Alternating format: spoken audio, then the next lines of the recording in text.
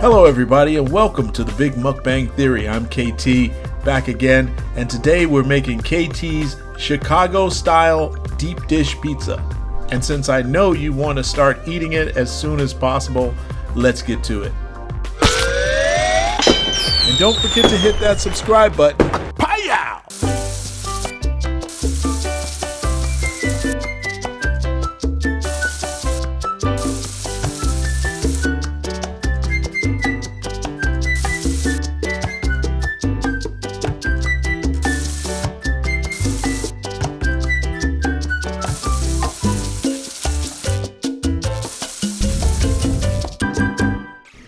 First, let's make our dough.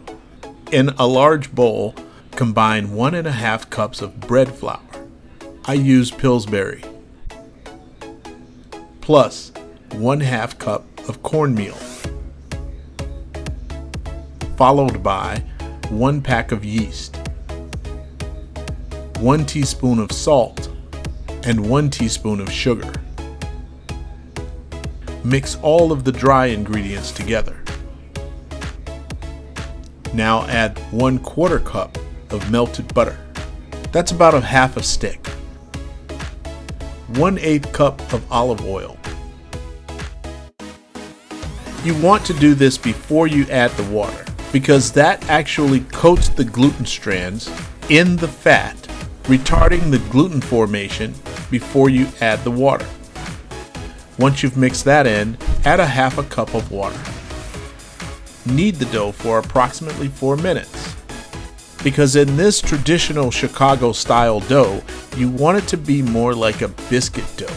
You want it to have a somewhat flaky texture and not have your normal doughy pizza dough.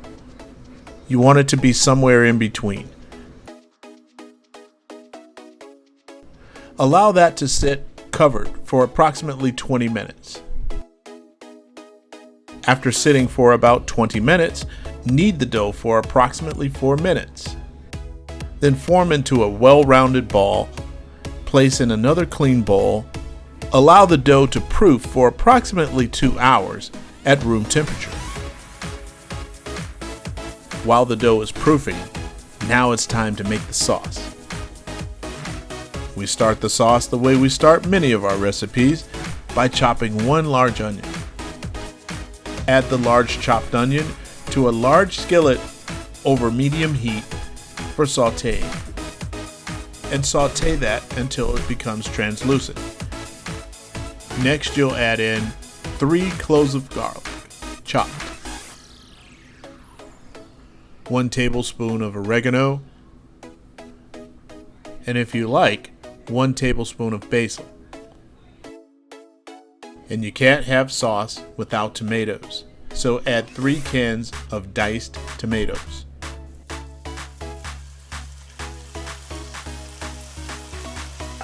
And allow those to cook until it's reduced into a thick mixture.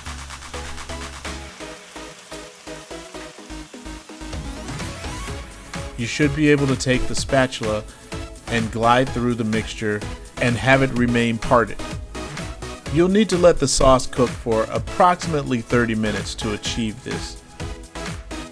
Because this is Chicago style, I also like to add in some crushed red pepper flakes. We're making the pizza sauce. It's cooking nicely. You see it there. Oh, it's going to be oh so good. Delicioso. Once that's done, remove it from the heat and set it aside. Now let's go back to our dough. It's been about 2 hours and it's now time to construct our pizza. This is the fun part.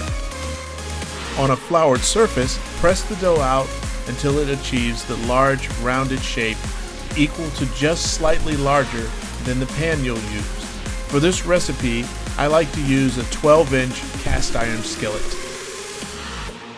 Once you've lined the skillet with the dough, now it's time to add in our main ingredients. Completely line the bottom and sides of the dish with fresh sliced mozzarella cheese. This prevents any ingredients that may have a lot of moisture from seeping through and making the dough soggy. And since this is a Chicago classic style, the next thing we'll add is our layer of sausage. We completely line the pie with mild Italian sausage.